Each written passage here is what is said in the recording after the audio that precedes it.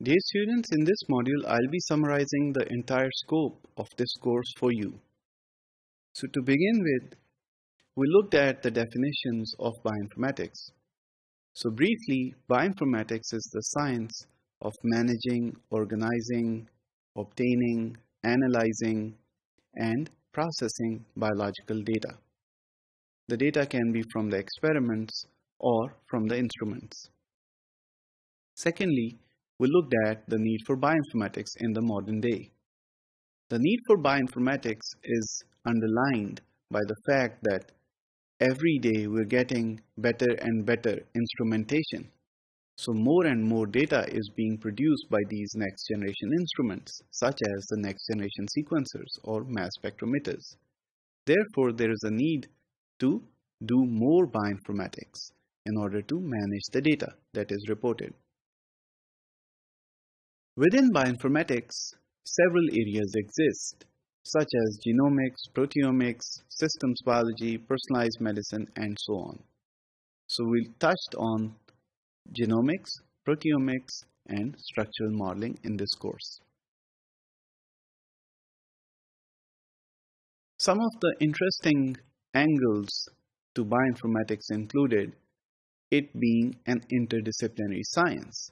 So bioinformatics involves computer science, mathematics, chemistry, biology, and several other disciplines.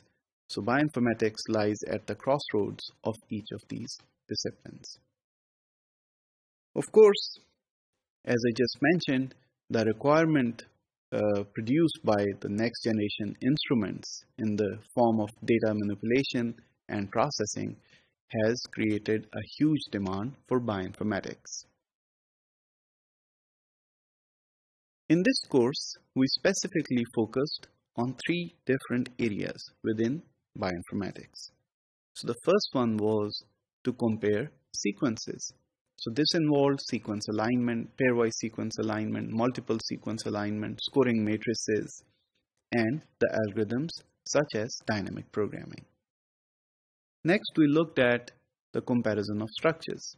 So how structures are formed and how they can be compared.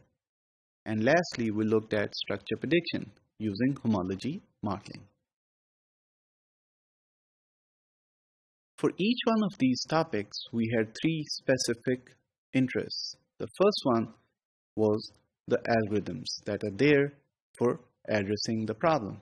So we only looked at very simple seminal algorithms for each of these problems. Next, we looked at the databases that are there which contain the data from each one of these areas in bioinformatics. And lastly, the online tools that are available if you want to quickly perform these tasks. So we studied the basic algorithms for each topic and we tried to see how the process works.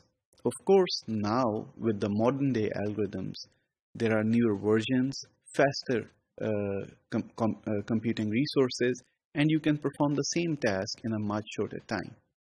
You might be interested in developing even newer algorithms yourself as well.